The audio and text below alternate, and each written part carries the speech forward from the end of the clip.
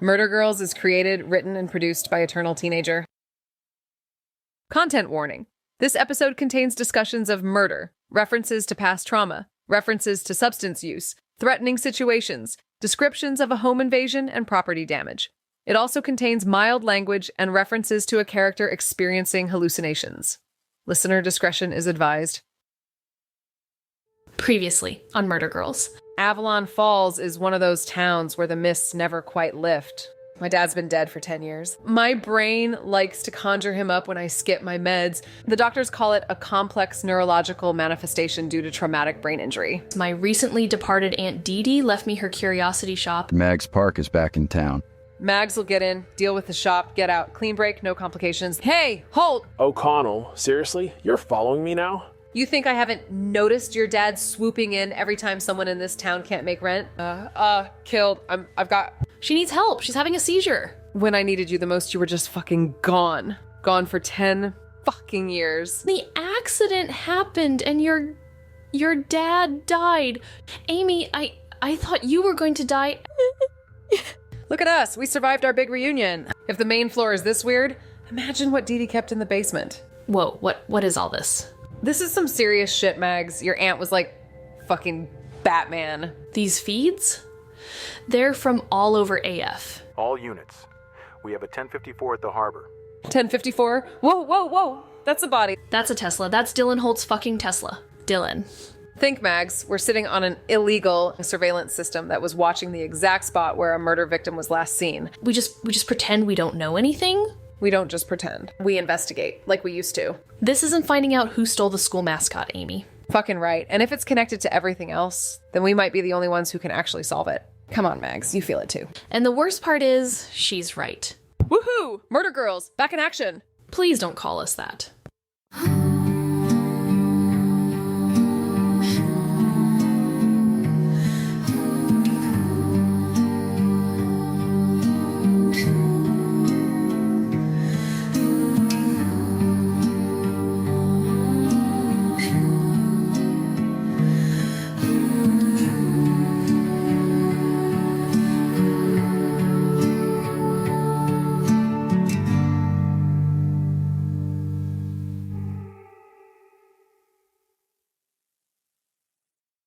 Murder Girls. Episode 3. Small town tween detective powers activate. Insomnia is a funny thing. People always complain about it like it's this huge inconvenience. And yeah, don't get me wrong, it sucks not being able to shut your brain off when everyone else is getting their beauty sleep. But when you have a massive surveillance network at your fingertips and a murder to solve, suddenly being wide awake at 5 a.m. feels like a fucking superpower. Actually, it's 8:47 a.m. now, according to the ancient clock on Dee Dee's wall. Haven't slept more than 2 hours, but that's nothing new. I've spent the night piecing together footage from Dee Dee's surveillance system, trying to make sense of what happened to Dylan Holt. Not because I give a single shit about Dylan, trust me, I don't, but because in this town, nothing happens in isolation. Every death is connected. I learned that the hard way. I'm not a film editor. I don't know shit about splicing videos together or whatever, but hours of staring at grainy security footage gives you a weird kind of focus. Like, if I just keep watching, keep clicking through the different feeds, eventually the killer will just materialize on screen holding a sign that says, "I did it," with a helpful arrow pointing to their face. I've managed to piece together various clips from before and after the murder. The docks are like a maze of different walkways, some well lit, others dark as shit, even in the day. There are blind spots in Dee Dee's coverage. You know, she was surprisingly good, but she wasn't a god.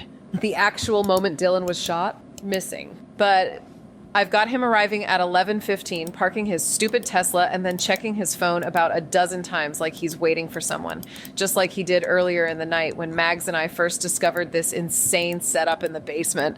Then he walks off into the blind darkness. Then there's a gap. And then this. It's not easy to watch, even for me, even knowing it's Dylan fucking Holt. He's dragging himself across the planks, one hand clutching his chest. There's a trail of blood behind him. He collapses once, twice, keeps going. He's determined, trying to reach something. His car, maybe? His last moments caught in low-res black and white, captured by my dead friend's secret cameras. You really think this is a good idea, kiddo? My dad's voice comes from behind me. I don't turn around. I know he's not really there, but that doesn't mean he doesn't have a point sometimes. What, Dad, investigating a murder? You know we've done it before, right? When you were 12. And if I recall correctly, it didn't exactly work out great for everyone involved. We saved the town from a massive drug smuggling operation, dude. And destroyed its economy in the process. Turned yourselves into pariahs. Right. Because the fishing industry collapsing was totally our fault and not the fault of the fucking adults using it to smuggle drugs. Okay, man. I'm not saying you were wrong to do what you did. I'm just saying there were consequences. There always are. Yeah, I know all about consequences. What you're doing now, what you've been doing for the last 10 years. It's not about justice, Amy. It's about vengeance. And what's fucking wrong with that? They killed you, Dad. They made it look like a fucking accident, and no one believed me. Not the cops, not the town, not even... Not even Mags. Yeah, not even her. And now she's back. She's here wanting to help. But you haven't told her, have you? About the video. Look, I'm going to, okay, when the time is right. You're keeping secrets from her already. Just like Dee Dee kept secrets from both of you. Nah, it's not the same thing. Lies of omission are still lies, Ames. Little late for character development, don't you think? It's never too late to choose who you want to be. She's up. Go away. Be careful, Amethyst. Not everyone deserves your trust. But not everyone deserves your suspicion. Mags is coming downstairs.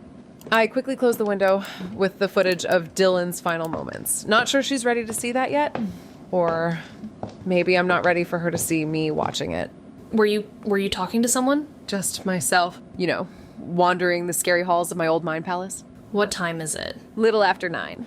There's coffee upstairs. It's old, but that gives it character, right? So, you've been doing this all night? I mean, I wasn't going to sleep much anyway. Amy. Check this out. Check this out. I've got something to show you. I've been putting together a visual timeline of Dylan's last hour or so. There are a lot of gaps.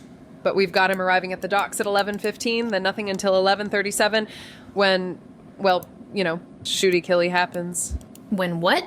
When he's dragging himself across the pier, bleeding out. I'm guessing he was shot somewhere else on the docks, probably in one of the blind spots in Dee Dee's surveillance network. Jesus, Amy, how can you be so clinical about this? What, you want me to get all weepy over Dylan Holt? No, but he didn't deserve to die like that. And how do you know he was shot? Is there footage of that? Huh. Well, I guess there isn't any footage of it or whatever, or any of him being attacked. But yeah, I guess I just assumed he was shot. See? Good thing you're here now. So, he was stabbed or, shot most likely, since it looks like he bled out, from what we can tell, right? Yeah, well, I found something else.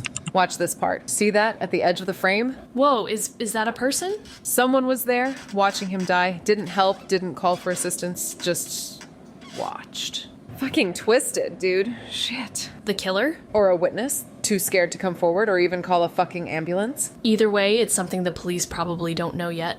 Yeah, that part of the docks is a maze, not to mention, it's abandoned.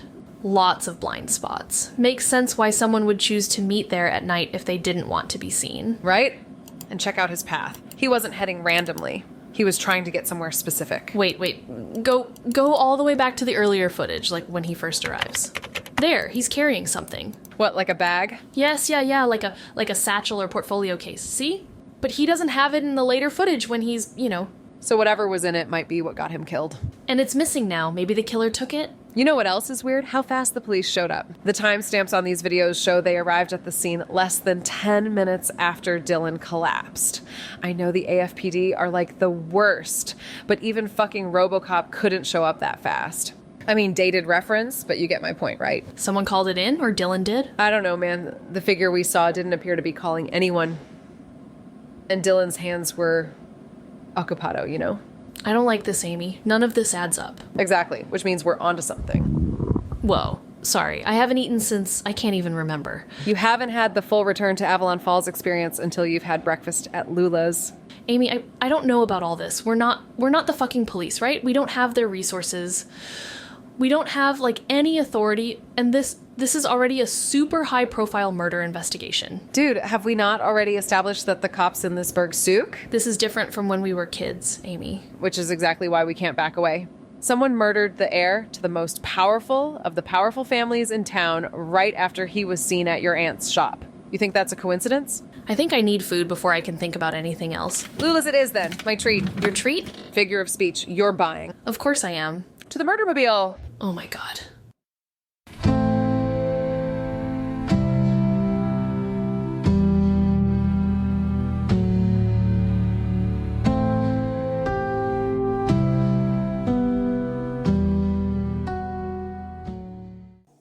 Lula's diner hasn't changed. The perfect morning sunlight dancing along the same worn vinyl booths, the same slightly sticky menus, the same smell of the most delicious and perfectly greasy food.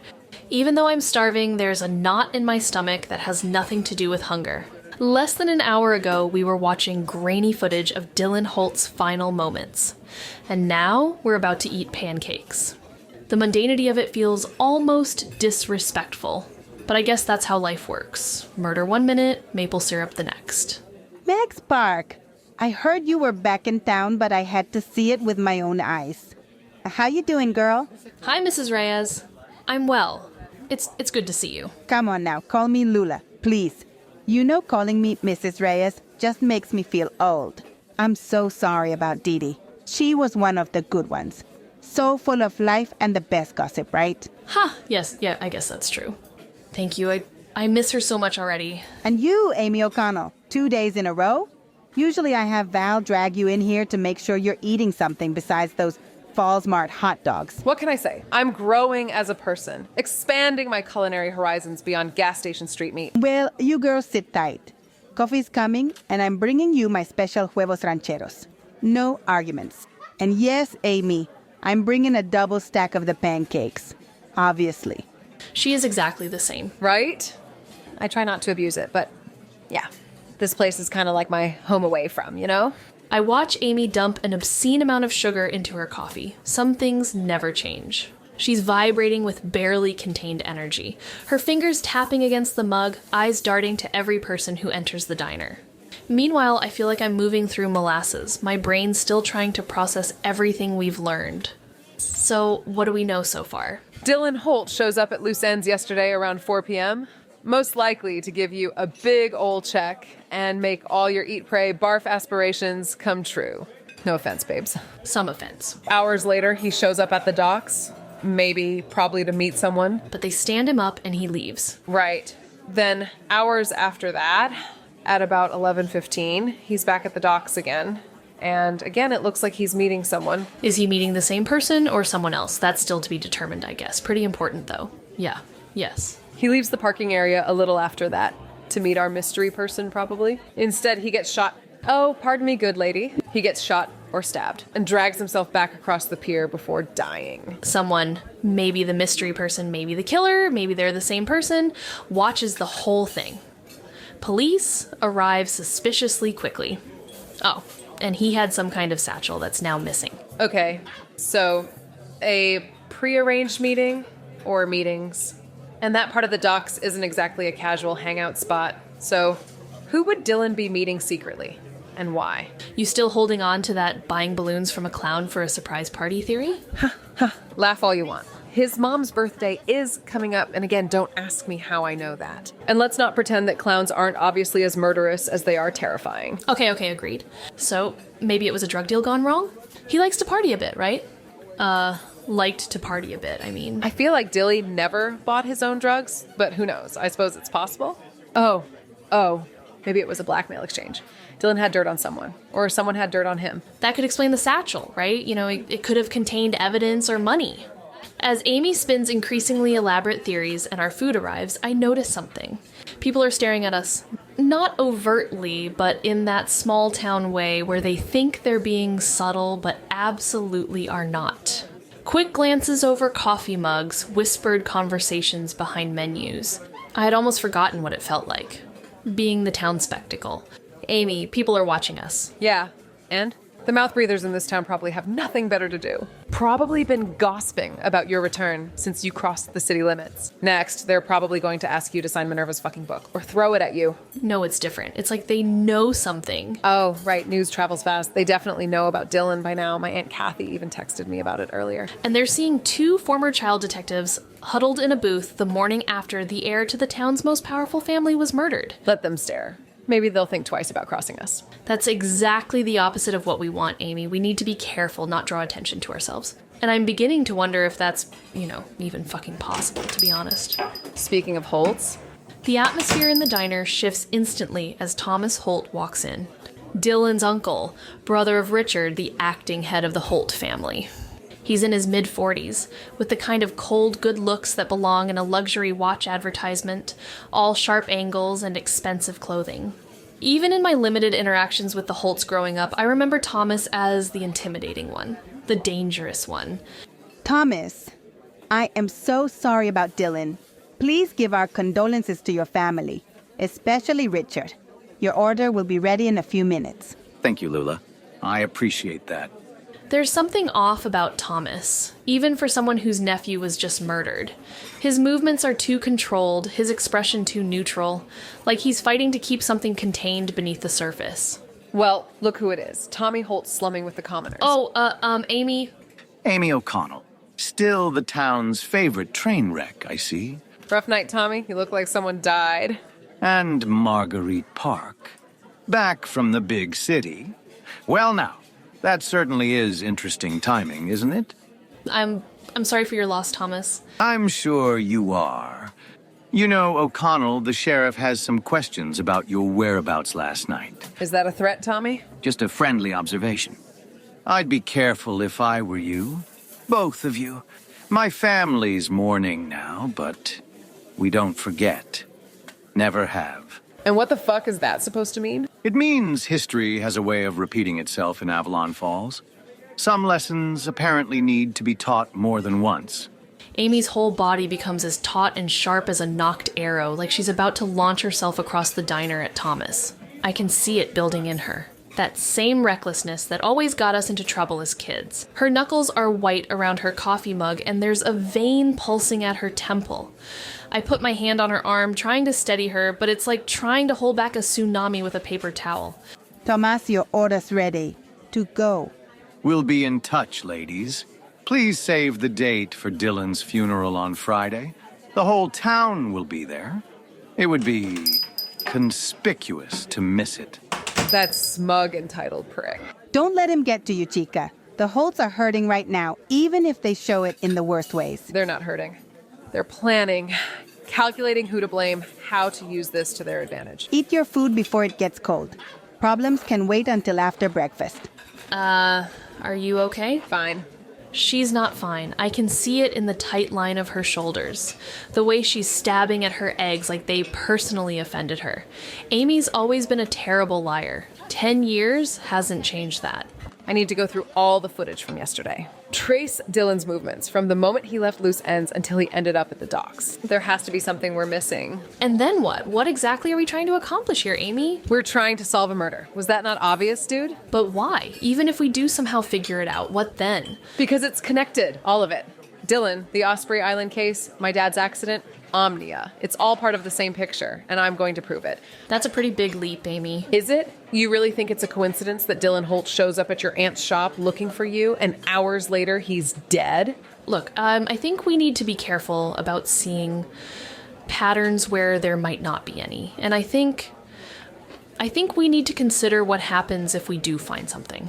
You know, the Holts aren't just some random family. They own this town. Exactly why someone needs to stand up to them. Yes, yeah, but I just don't want us to get in over our heads or for you to get hurt. I don't need you to protect me, Mags. I've been taking care of myself for 10 years. There it is. The barb I've been waiting for. 10 years of absence thrown back at me like a splash of cold water. I deserve it, but it still stings. I know you have, Amy. I care what happens to you. Look, I know you're worried, but I've got this figured out. You just gotta trust me, Chica. Come on, let's pay and go. There's someone we should speak with before we do anything else. And when I say let's pay, I of course mean you pay. And by you, I mean Mags Park. So, yeah, settle up, hot stuff. As we head toward the door, I can still feel eyes on us. The town pariahs. The murder girls, back at it again.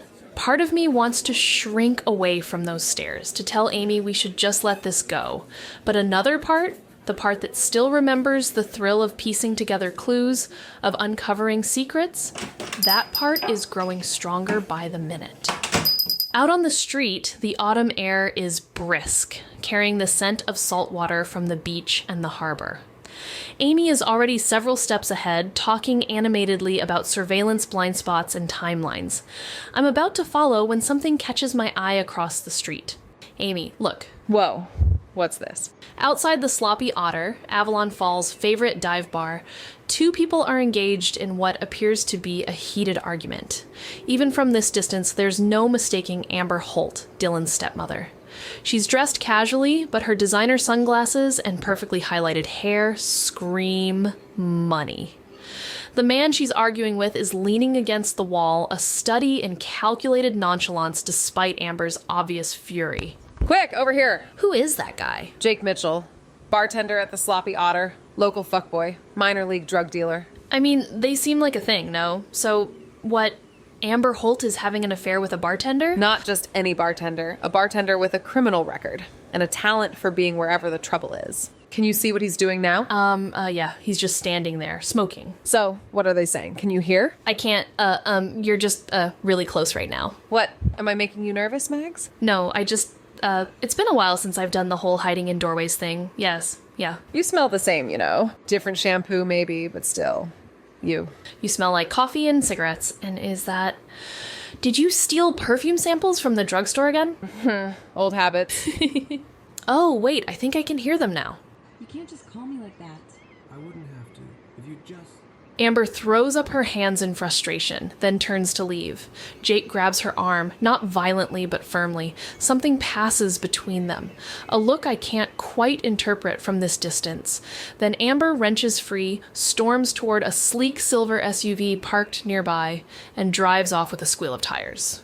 Drama. Gotta be connected to Dylan, right? Trophy wife arguing with her sketchy side piece less than 12 hours after her stepson is murdered. That's not just suspicious, that's gift wrapped with a fucking bow. Jake doesn't seem too bothered that she left. I mean, he's kind of on the dumb side of the brain spectrum, but who knows? We can add them to the list. Come on, let's go. As I follow Amy down the street, I can't help but think that we're walking a dangerous line. People are watching us. The Holts are watching us. And somewhere in Avalon Falls, a killer is watching too. I just hope we see them before they see us.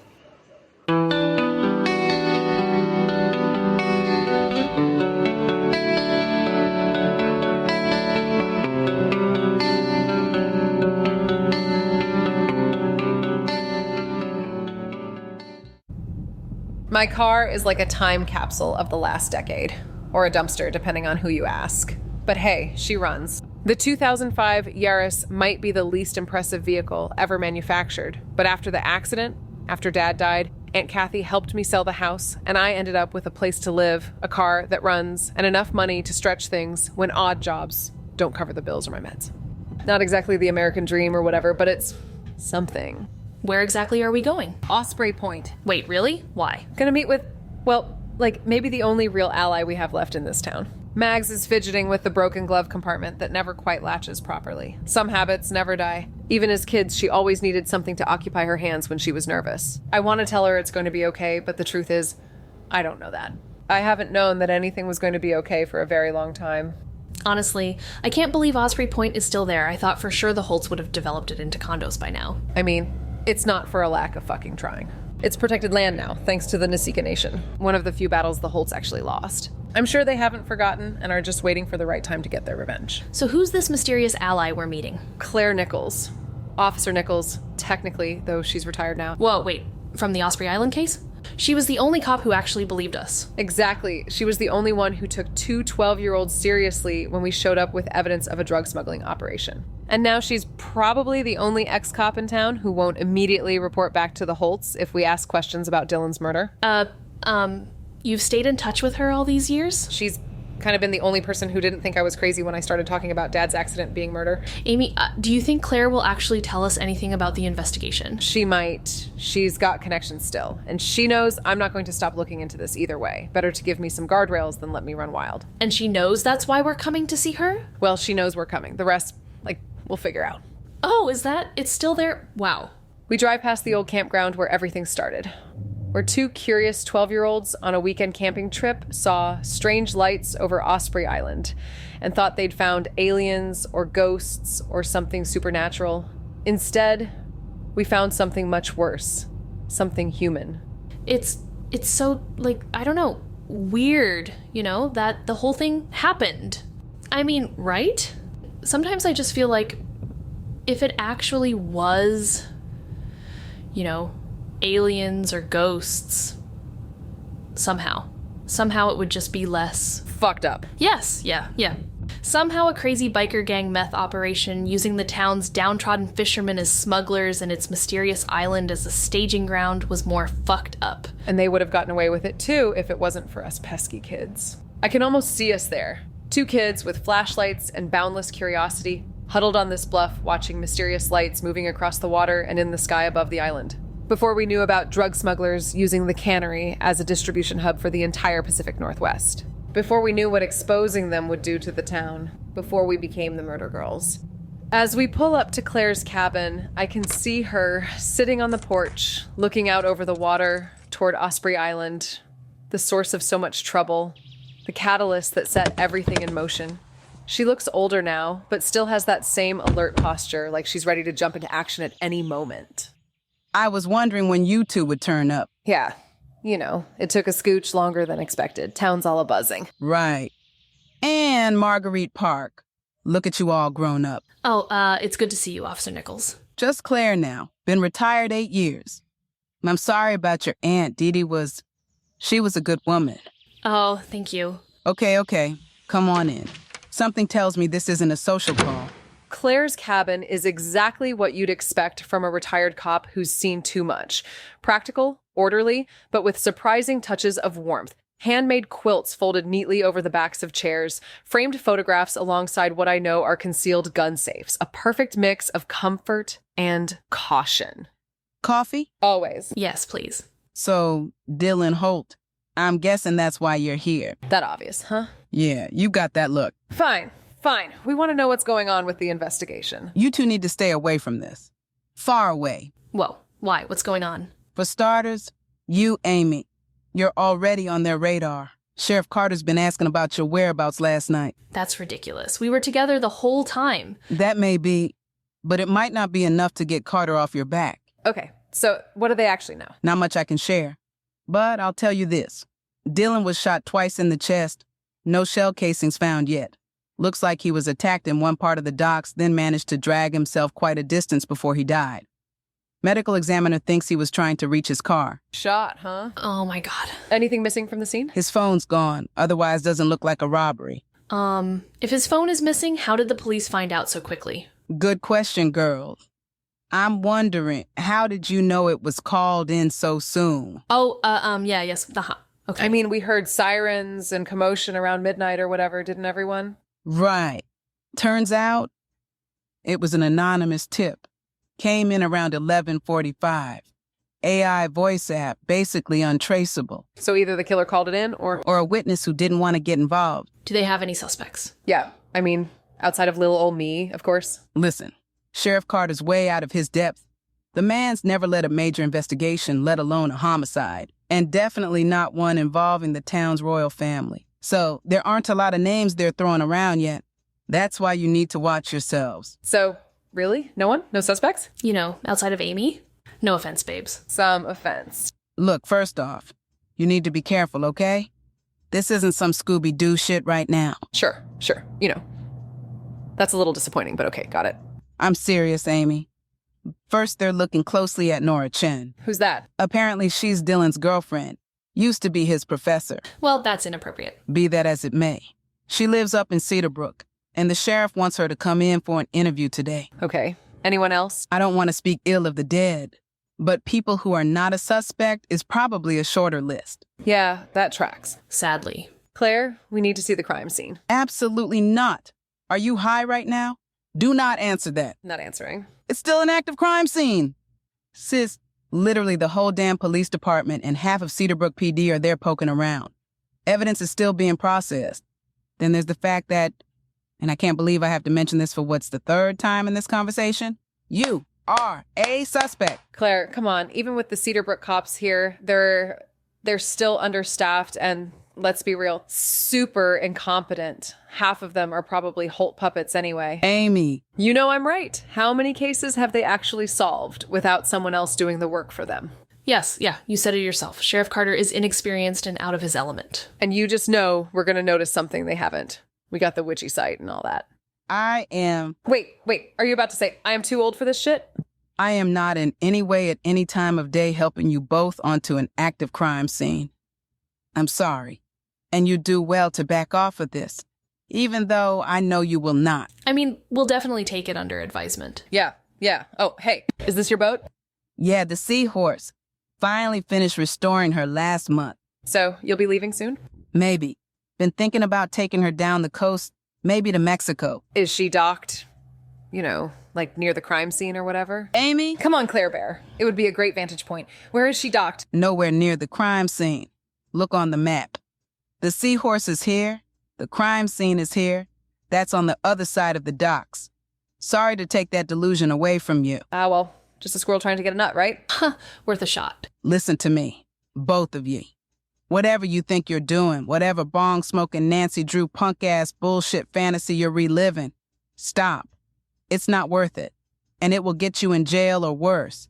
We're just trying to understand what happened. I know, Marguerite. But people get killed for understanding too much in this place. You know that better than most, Amy. I know. Hey, look. Thanks, Claire, for telling us what you could. I do appreciate it. Be careful. I mean it. Watch out for each other. Better yet, maybe just drive that piece of shit off into the sunset. Both of you. Yeah, we can't do that. Not yet, anyway. I know. You never could walk away from a mystery. Keep her in check, okay? She listens to you. I'll try. And Amy, I know what you're thinking. Do not go near that crime scene. Don't even go to the harbor. Who, me? Never. Bye! We are totally going to the harbor. Right. Oh my god, were you not listening to anything Claire just said? Claire's just being cautious. Cop habits die hard. And anyway, fuck the police, right? No, Amy, this is where I draw the line. Okay? We've been warned off by Thomas Holt, right? We've been told the sheriff is already looking at you as a person of interest in a murder investigation. And now, a retired cop we trust is explicitly telling us to stay away from the active crime scene. So, what, we just give up? Let whoever killed Dylan get away with it? It's not giving up. It's being smart. Let's go back to the shop, review the footage we have, look for other angles, reconstruct the larger timeline. We need to see the crime scene, Mags. There's gotta be something there that we can't see on cameras. This isn't like when we were kids. This is a real murder investigation, and a super complicated one that we both know is just tangled up in that toxic web that tangles up this town. You think I don't know that? You think I don't understand the stakes? I think you're so focused on connecting this to everything else, to your dad, to the Holts, that you're not thinking clearly. Not thinking clearly? That's rich coming from you. You've spent the last decade running away from this town, from everything that happened here. I've been living it every single day. Amy. Excuse me if I'm not willing to just sit back and let them get away with another cover-up. Look, okay, I understand you're angry. You have every right to be. But this recklessness, how you behaved with Thomas, you completely lost control. I did not lose control. Yes, you did, and it scares me, Amy. And it's not because I think you're wrong, okay? It's because I care about what happens to you. You care? Where was that care for the last 10 years? That's not fair. Maybe not, but this isn't about fairness. It's about justice. For Dylan, yes, but also for my dad, for everyone the Holts have hurt. Justice and vengeance aren't the same thing, Amy. The words hit me like a punch to the gut, echoing what my hallucination of Dad said earlier. It's like Mags can still read my mind after all these years apart, still know exactly which nerve to hit.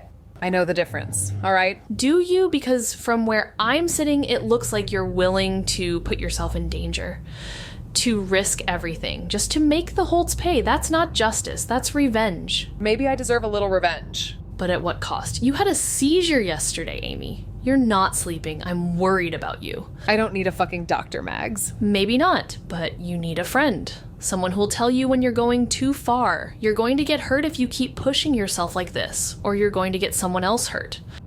Look, what if I promise to be more careful? You know, no unnecessary risks, no confrontations. We just investigate, like, gather information. Amy. I mean it. I'll rein it in, but you have to promise not to give up on the investigation. We need to see this through. Yes. Yeah. But at the first sign of real danger, we back off. Deal? Dealio. Wait, so why are we still heading toward the harbor? Because I'm a woman of my word. I promised not to take unnecessary risks, but I never promised not to take necessary ones. Amy, come on. Relax, I just want to check out the harbor master's office. It overlooks the crime scene. No need to actually go near the police tape. And how exactly are we getting into the harbor master's office? The old one's been abandoned for years. No one's gonna notice a couple of sleuths slipping in a broken window. Am I right? That's why you asked Claire all those questions about her boat and the harbor map. See? I can be strategic when I want to be. Oh, yes. This is still a terrible idea. Probably, but it's better than your idea of just going home and staring at Dee Dee's footage all day. How are you still exactly the same as when we were 12? Some things never change, babes. Some things never should.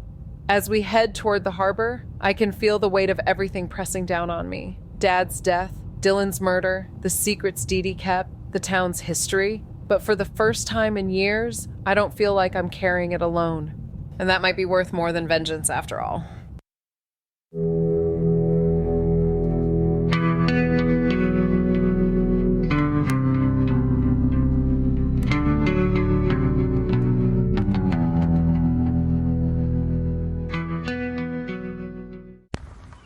The harbor hasn't changed much in 10 years, just gotten more dilapidated.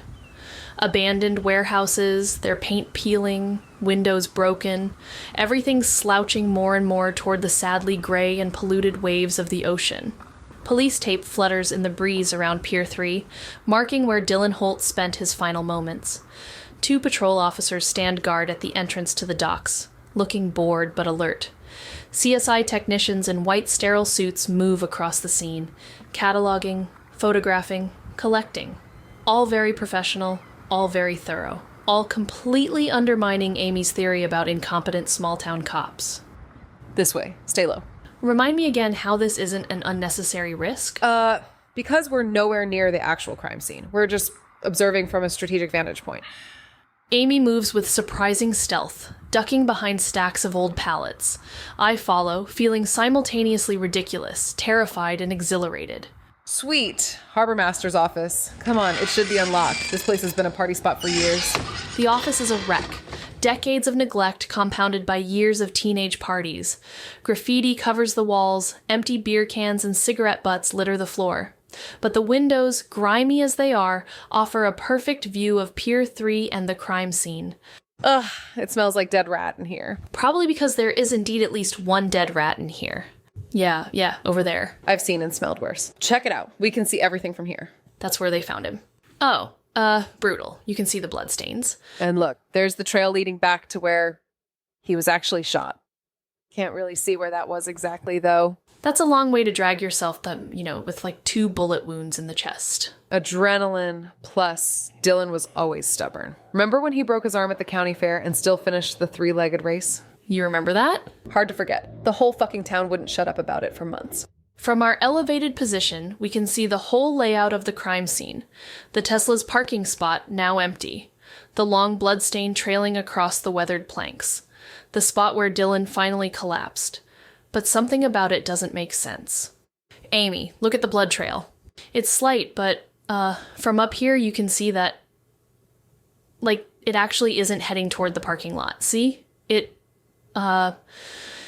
starts to arc a bit away from it, but, he died before. Oh, hey, yeah, you're right. So, what, he wasn't trying to get back to his car? Unclear, but maybe he was, heading toward, that dock over there, I guess? The small one that branches off? Why would he go that way when his car was in the opposite direction, though? I mean, it's impossible to say without knowing, or at least seeing what's over there, which we can't from, here.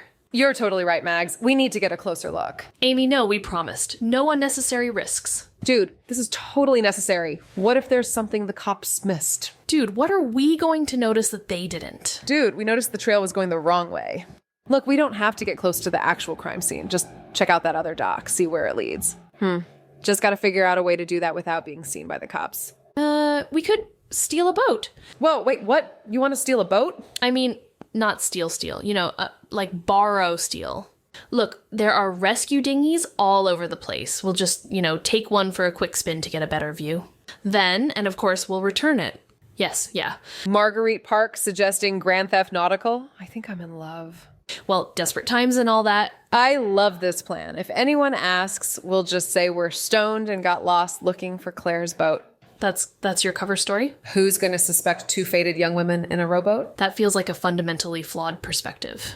We make our way down to where several small boats are tied up, mostly maintenance skiffs and rescue dinghies used for emergency response. Amy selects one with oars rather than a motor because it's less conspicuous. I'm not convinced that two women rowing around an active crime scene is inconspicuous in any way, but at this point, I'm committed to the plan. Get in, quick. Right. Huh, I have no idea how to row. Just follow my lead. Opposite sides, opposite directions. Yes, that just totally explains it. Amy is surprisingly competent, directing us away from the main docks and toward the smaller pier that Dylan's blood trail seemed to be heading toward. We stay far enough from the crime scene to avoid immediate detection, but close enough to see some details missed from our vantage point in the harbor master's office. How are you actually good at this? Not the first time I've borrowed one of these or, like other various rowboats or water vehicles in the region. Yeah, that tracks. Look there, under the dock. What is that, something white? Paper. Something blue under there. Right, so like just trash. Maybe not. We need to check. There are cops, like right over there, Amy. Nah. They're not paying attention. Just hold us steady. I'm gonna reach for it. Whoa, careful. Got it. Hey, what's that? Amy! Oh boy, row. We row with sudden coordination born of pure adrenaline, making our way back to the abandoned section of the harbor. The police are shouting something about restricted areas and harbor patrol, but I don't think they can see us as we make our way through the blind spots of the docks. My heart is pounding so hard I can feel it in my throat. Out, quick. What now? This way. We run through the maze of abandoned docks and warehouses, Amy leading the way with the certainty of someone who's used these paths as escape routes before. I hear police radios crackling behind us, but the sounds grow more distant as we weave through stacks of old shipping containers and duck behind derelict fishing equipment. Yes, made it. I can't believe we just did that. I know, awesome, right? No, it was terrifying and illegal and... Okay, maybe a little awesome. There she is, the real Mags Park. I knew you were still in there somewhere. Okay, so what did we find? What was that paper? Let's see. This is weird. Shit. It's a page from Minerva's book, from the Osprey Island mystery. What? For real? Let me see. Page 47. And that's when the girls realized that the lighthouse keeper had been right all along. Sometimes the most important clues are hidden in plain sight. Barf. Wait, what's that? Turn it over. There in the margin. Some handwritten notes. The original sin lies buried with the fifth. Weird. What does that mean? No clue, but it's written in red ink, and recently by the looks of it, and you pair it with that quote about clues in plain sight. I mean, come on, Mags. The fifth? The fifth what? Victim, Horseman of the Apocalypse, Element, Ninja Turtle. There are only 4 Ninja Turtles. That's why the 5th one is buried. Keep up, Mags. Whatever it means, it can't be a coincidence that a page from our book was at the crime scene. Well, I mean, it 100% could totally be a coincidence. We have absolutely no idea if this is connected at all and not just some random but super synchronous garbage, but I don't know I'm still riding the high from our escape at this point, so everything is on the table. This has to be important. Why else would someone tear out a page from Minerva's book and leave it there? We don't know that it's connected to the murder. It could have blown there from anywhere. Come on, Mags. A page from our book with a cryptic note just happens to be at the spot where Dylan Holt was killed. That's not coincidence. Is that for us? Maybe. Let's not find out. As we drive away from the harbor, I can't shake the feeling that we've crossed a threshold. What started as curiosity has morphed into something deeper, and certainly much darker. Someone killed Dylan Holt and left a message that seems meant specifically for us. The past isn't done with Avalon Falls, and it certainly isn't done with Amy and me. So what does the original sin lies buried with the 5th even mean? It sounds like, I don't know, some biblical reference or something. Something buried in the past? A reference to the original families? We need to dig deeper. We're just spouting out inferences. This is exactly the kind of clue we would have gone crazy for as kids. But what does any of this have to do with Dylan's murder? Maybe Dilly found out something about the town's past. Maybe that's what was in the satchel. Whatever this original sin is, someone killed him to keep it quiet. I don't know, Ames. Old money never forgets, Mags. Old grievances never die in places like Avalon Falls. They just get buried until someone digs them up. Although, what else is going on in the book at that point? It's from when we hid out at that crazy, terrifying, ruined cabin near the abandoned railway tunnel. Shit. After that swarm of mystery dudes in the football mascot masks chased us through the forest for what was it, half an hour? I had kind of blanked that out of my memory. Yeah. Yes, they had those big sort of cartoonish, but still very scary wolves masks. Yeah. Oh, boy. Yes, just really experiencing a rush of PTSD right now. That was the first time we started to piece things together. That perv of a lighthouse keeper had nothing to do with it. Fucking Minerva. True. It's where we came up with some of our theories, while also being absolutely terrified and suffering minor environmental exposure, of course. Yeah. Oh, and also, I think I ate 6 Three Musketeers bars, which is still a personal record for me. So, yeah. Damn, Amy, you hungry girl. So, if we can get back to this clue? Sure, whatever. It could be referencing answers hiding in plain sight, but it could also be pointing to that cabin specifically. No? Oh shit, true. What even was that place? I totally forgot about it until now. Probably still there? Probably. It's over in the woods on the opposite side of town. We can head over there now. Let's go. Completely forgetting about an experience is a pretty solid sign of PTSD, Amy. I'm choosing to look at it as remembering an experience at exactly the right time. Go for Amy. Kathy, what's wrong? What? When? I'll be right there. What is it? Someone broke into my trailer. Fucking trashed the place. Are you serious? And they left a message. Painted on the wall. What message? Leave it alone. 3 words. The same 3 words my attacker had repeated while breaking my ribs in that dark room in Seattle. Not a coincidence. Not possible. The chill that runs through me isn't just fear, it's confirmation. A thread pulling taut between my past and this moment, between my attack and Dylan's murder, between Seattle and Avalon Falls. Whatever Dee Dee had been investigating, whatever Amy's been searching for all these years, whatever killed Dylan Holt, it's all connected. And now, whoever's behind it knows we're looking. They know where Amy lives. And they remember me. We need to get to your place, now. Yeah. You okay? You know what this means, right? It means we're definitely onto something.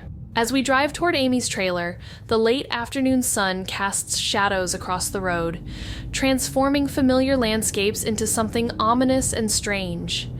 I glance at Amy, her profile illuminated in the light, and I realize something that should terrify me but somehow doesn't. I'm all in now. Whatever danger lies ahead, whatever secrets we uncover, I won't be running away this time. The murder girls are back, and this time we're finishing what we started.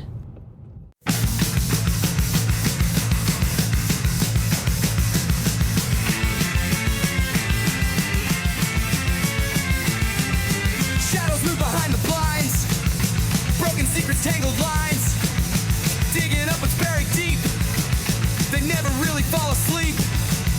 Yeah. Better stay down, coming for your mind. Yeah. Better stay down, coming for your soul. Oh yeah. Hey yeah, they're out to get you, boy. Gonna tear you down. Nothing you can do. Hey yeah, they're out to get you, girl. Gonna lock it down. Gonna come for you.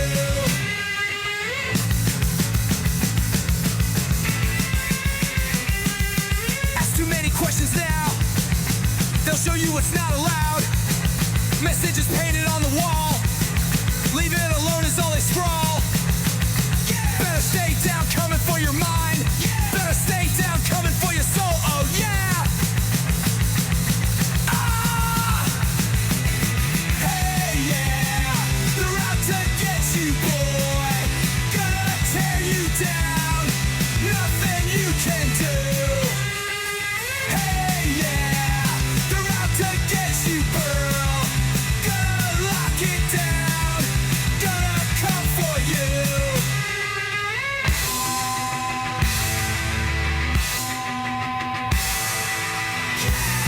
Man, they're chasing you down, chasing you away, drag your name through the dirt, almost every day. You gotta kick it all